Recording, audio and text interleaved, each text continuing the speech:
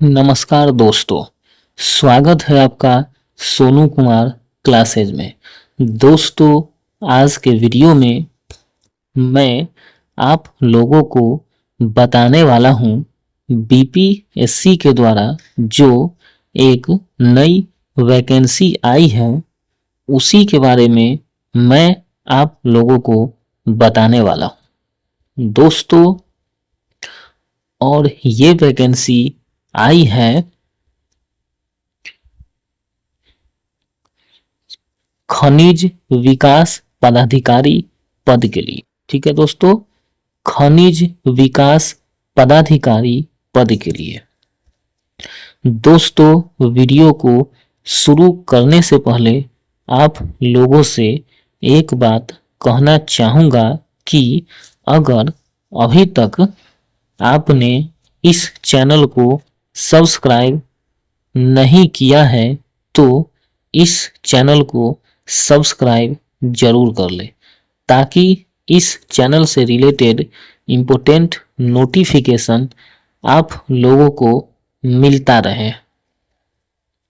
तो दोस्तों, वीडियो को शुरू करते हैं।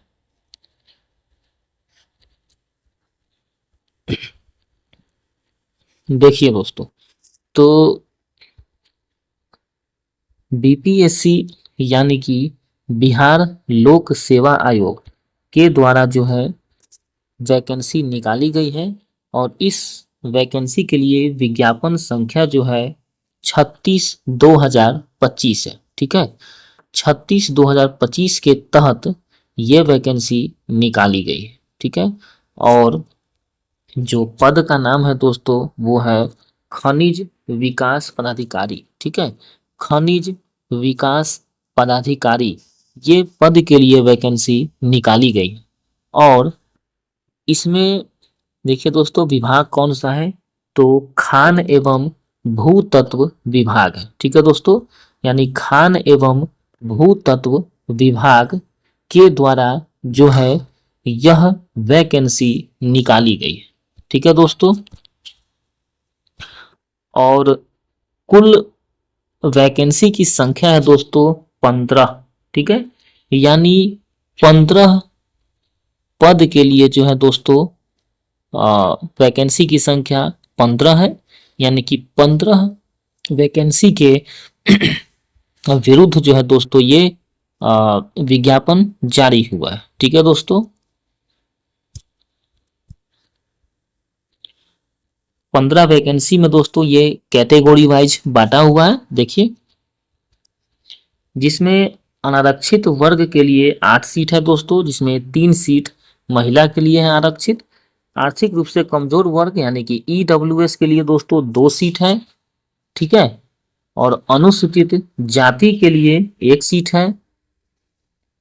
अनुसूचित जनजाति के लिए कोई सीट नहीं है। रिजर्व अत्यंत पिछड़ा वर्ग के लिए 2 सीट है। पिछड़ा वर्ग के लिए 2 सीट है। ठीक है दोस्तों, यानी कुल जो है पदों की संख्या है दोस्तों ये 15 है, जिसमें 3 पद जो है महिलाओं के लिए 35% आरक्षित है। ठीक है दोस्तों, जिसमें स्वतंत्रता सेनानी के पोता पोती नाती नतनी के लिए 1 सीट आरक्षित है। ठीक है, और दोस्तों दिव्यांग के लिए जो है दोस्तों मूक बाधिर दिव्यांगता यानी कि डीडी के लिए 1 सीट आरक्षित है। ठीक है दोस्तों, इस विज्ञापन में जो भी पद दिया गया है तो वो पदों की संख्या घट या बढ़ सकती है। ठीक है, चलिए अब दोस्तों बात कर लेते हैं इसमें वेतनमान का। तो दोस्तों लेवल 9 की सैलरी मिलेगी, यानी कि एक बहुत ही अच्छी खासी सैलरी मिलेगी इसमें। ठीक है, अब दोस्तों बात कर लेते हैं कि इस वैकेंसी को भरने के लिए क्या शैक्षणिक योग्यता है। तो देखिए दोस्तों, इस वैकेंसी को भरने के लिए जो है शैक्षणिक योग्यता है वो है किसी मान्यता प्राप्त विश्वविद्यालय या शैक्षणिक संस्थान से कम दूसरी श्रेणी एमएससी भूगर्भ विज्ञान में उपाधि या संबद्ध भूगर्भ विज्ञान एमटेक या खनन अभियंत्रण में उपाधि। ठीक है, देखिए यानी कि second class MSc degree in geology, applied geology, MTech in geology और डिग्री इन माइनिंग इंजीनियरिंग। ठीक है दोस्तों, यानी कहने का मतलब है दोस्तों कि इसमें मास्टर डिग्री होनी चाहिए। ठीक है, कम से कम सेकेंड क्लास का मास्टर डिग्री होनी चाहिए। किसमें? तो भूगर्भ विज्ञान में होना चाहिए, है ना, या फिर भूगर्भ विज्ञान से एमटेक होना चाहिए, या फिर खनन अभियंत्रण में जो है दोस्तों यानी कि माइनिंग इंजीनियरिंग में जो है आपके पास डिग्री होना चाहिए। ठीक है, तब ये वैकेंसी आप भर सकते हैं। ठीक है, कोई भी डाउट होगा तो अंग्रेजी में वर्णित शैक्षणिक योग्यता ही मान्य होगा। ठीक है दोस्तों, हिंदी की जानकारी अनिवार्य है। ठीक है, हिंदी की जानकारी आवश्यक है, कैंडिडेट को होना चाहिए। अब बात कर लेते हैं दोस्तों उम्र सीमा, यानी कि आपको वैकेंसी भरने के लिए कितनी उम्र सीमा है। तो दोस्तों कम से कम जो है ये बाउंड्री लाइन है 1 अगस्त 2025, इसी के तहत आपकी आयु की गणना की जाएगी। ठीक है, तो 1/8/2025 को कम से कम आपकी आयु 21 वर्ष हो जानी चाहिए। और अधिकतम देखिए, अधिकतम में अनारक्षित पुरुष के लिए 37 वर्ष है, पिछड़ा वर्ग, अत्यंत पिछड़ा वर्ग, पिछड़े वर्ग की महिला एवं अनारक्षित महिला के लिए 40 वर्ष है, और अनुसूचित जाति तथा अनुसूचित जनजाति पुरुष एवं महिला के लिए 42 वर्ष है। ठीक है, जो भी उम्र सीमा में जो है दोस्तों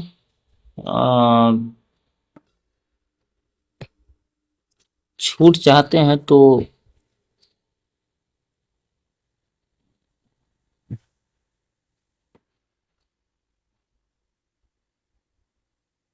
ठीक है, उम्र सीमा से संबंधित कुछ छूट का ये विशेष प्रावधान दिया गया है। देखिए क्या है, कार्मिक एवं प्रशासनिक सुधार विभाग बिहार के पत्रांक 212 दिनांक 23/1/2006 के आलोक में वैसे उम्मीदवार जो दिनांक 1/8/2020 से 1/8/2025 तक उपर्युक्त वर्णित अधिकतम उम्र सीमा के आधार पर पात्रता रखते हैं भी प्रस्तुत विज्ञापन के लिए सुपात्र होंगे। ठीक है, बशर्ते वे अन्य अर्हताएं पूरी करते हो एवं नियुक्ति प्रक्रिया के दौरान सेवानिवृत्त होने वाले अभ्यर्थियों की अभ्यर्थिता पर विचार नहीं किया जाएगा। ठीक है दोस्तों, देखिए इसमें क्या कह रहा है,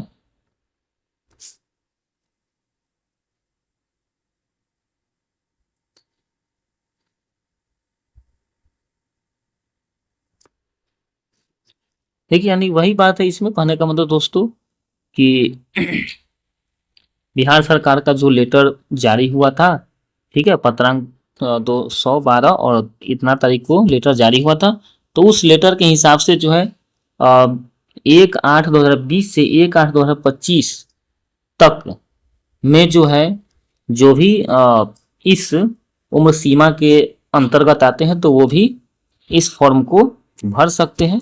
ठीक है, बशर्ते कि वो जो है ये 1/8/2025 को जो है सेवानिवृत्त, है ना, वो 1/8/2025 को है दोस्तों वो सेवानिवृत्त नहीं हुए।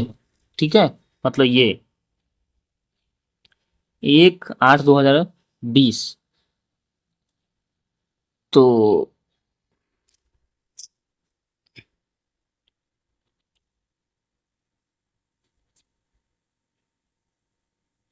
यानी जो अभी नियुक्ति प्रक्रिया इसमें चलेगी तो इस डेट के आधार पर वो उन्हें सेवानिवृत्त मतलब नहीं होना है। अगर सेवानिवृत्त होने का डेट उनका आ जाएगा तो फिर वो इस वैकेंसी को नहीं भर सकते हैं, रद्द हो जाएगा। चलिए बिहार सरकार के सेवक अगर आयु सीमा में छूट चाहते हैं तो प्रमाण पत्र उनको देना होगा, है ना।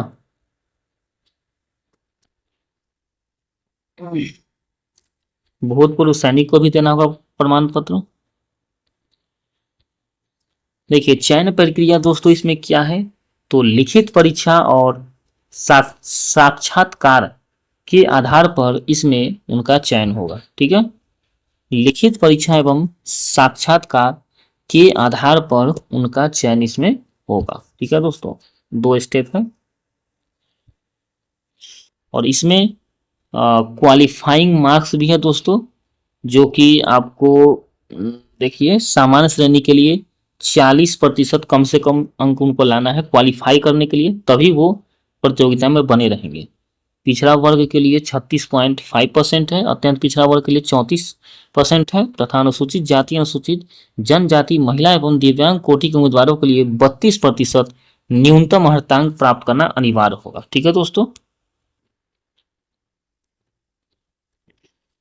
देखिए पात्र उम्मीदवार को लिखित प्रतियोगिता परीक्षा में शामिल होना होगा। परीक्षा के विषय, पूर्णांक, अवधि, प्रकृति एवं पाठ्यक्रम इस प्रकार से होगा, ठीक है। देखिए क्या क्या पूछा जाएगा दोस्तों, उनको जो है सामान्य ज्ञान से 100, ठीक है, 100 क्वेश्चन पूछे जाएंगे, ठीक है दोस्तों। और टाइम उनको मिलेगा 1.5 घंटा, ये ऑब्जेक्टिव रहेगा, ठीक है दोस्तों। सामान्य अध्ययन जो भी जनरल होता है वो पूछा जाएगा इसमें, ठीक है। देखिए खनन, खनन पूछा जाएगा, खनन से रिलेटेड पूछा जाएगा दोस्तों, ये 100 अंक के प्रश्न, 1.5 घंटा रहेगा टाइम।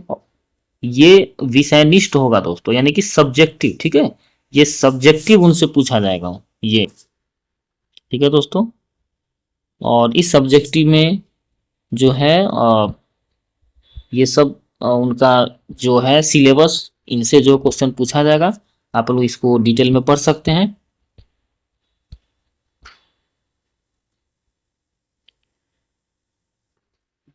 तो खनन या फिर ये भूतत्व से प्रश्न पूछा जाएगा, 100 अंक का, 1.5 घंटा, विषयनिष्ठ, इससे भी विषयनिष्ठ है, ये सिलेबस डिटेल में है, पढ़ सकते हैं आप लोग। देखिए फिर है ये खनिज नीति तथा संबंधित अधिनियम, नियमावली, विनियम आदि, ये भी 100 अंक के पूछे जाएंगे, 1.5 घंटा टाइम रहेगा। ये वस्तुनिष्ठ, ये ऑब्जेक्टिव प्रश्न रहेंगे दोस्तों, ठीक है। और ये उसका सिलेबस है, इससे प्रश्न पूछा जाएगा।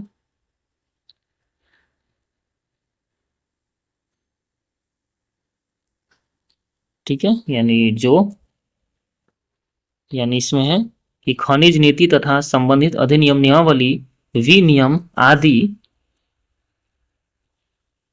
जो भारत में विद्यमान है, ठीक है, ये सिलेबस है, आप पढ़ सकते हैं।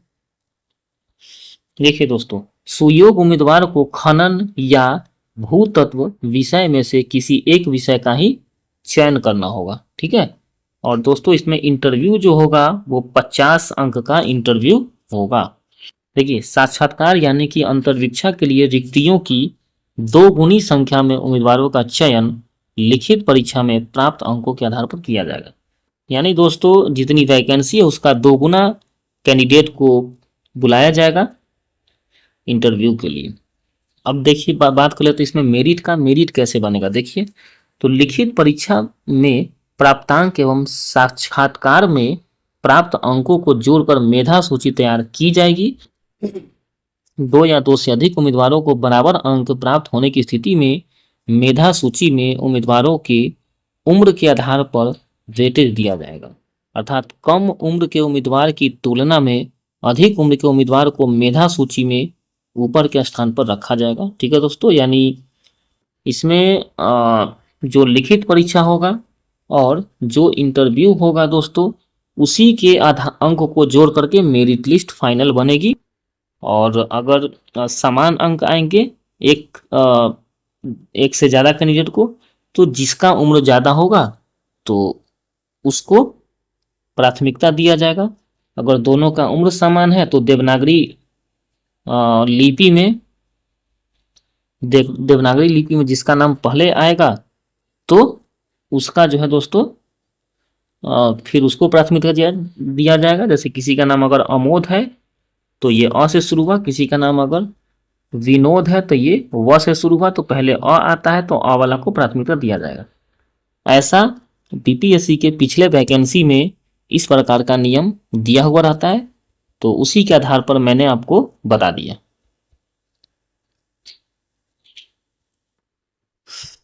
देखिए दोस्तों क्या इसमें है कि लिखित परीक्षा में सफल अभ्यर्थियों को साक्षात्कार में उपस्थित होना अनिवार्य होगा अथवा अंतिम मेधा सूची से उन्हें वंचित कर दिया जाएगा। ठीक है। अब बात कर लेते दोस्तों आरक्षण का। तो आरक्षण दोस्तों बिहार के अस्थायी निवासियों को ही आरक्षण का लाभ मिलेगा और किसी को नहीं। और एक बात ध्यान देना है इसमें दोस्तों कि जो विवाहित महिला हैं तो उनका जो भी डॉक्यूमेंट होगा, यानी जाति प्रमाण पत्र हो या फिर आवासीय प्रमाण पत्र हो, तो वो उनके पिता के नाम से और पिता के पता से होना चाहिए, पति के नाम से और पति के पता से वो नहीं होना चाहिए। ठीक है। और ये पिछड़ा वर्ग एवं अत्यंत पिछड़ा वर्ग के उम्मीदवार के लिए ये क्रीमी लेयर रहित प्रमाण पत्र वो जो है उनको चाहिए। ठीक है। वो भी जो है दोस्तों वही महिला है तो उनके पिता के नाम से और पता भी होना चाहिए।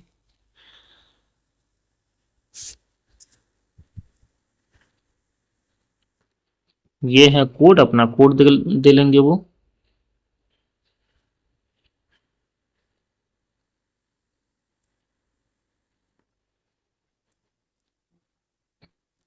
दोस्तों जब डॉक्यूमेंट वेरिफिकेशन होगा, जब डॉक्यूमेंट वेरिफिकेशन होगा तो क्या क्या लगेगा डॉक्यूमेंट, देखिए ये लगेगा मैट्रिक का प्रमाण पत्र जन्म तिथि के साक्ष्य के लिए। ठीक है। उसके बाद जो विज्ञापन में जो भी दिया हुआ है तो शैक्षणिक योग्यता के अनुरूप प्रमाण पत्र चाहिए। ठीक है। फिर कंडिका 3 में शैक्षणिक योग्यता के अनुरूप अंक पत्र चाहिए। ठीक है।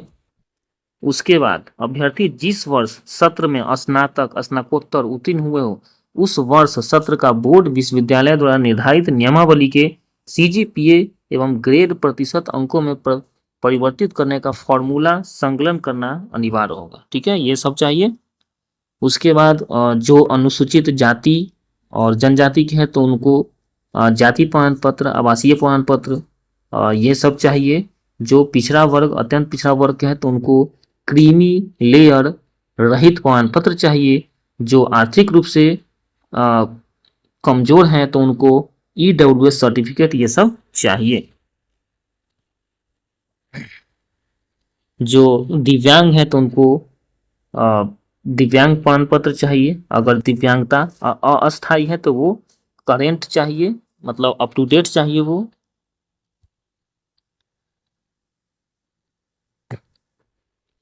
और पहचान पत्र का फोटो चाहिए, फोटो युक्त पहचान पत्र चाहिए जो आप आवेदन में दीजिएगा वो चाहिए।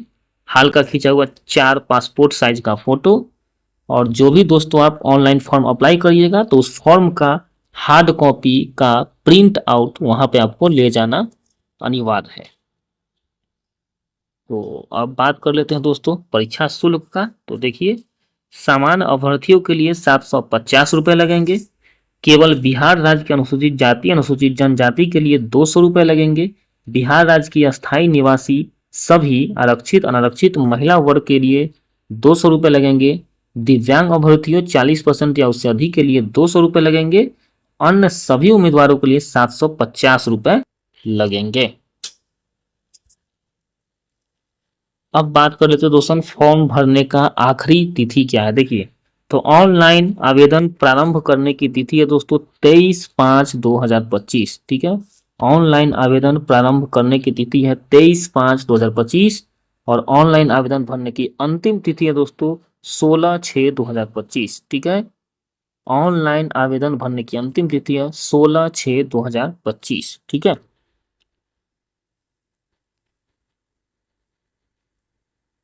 तो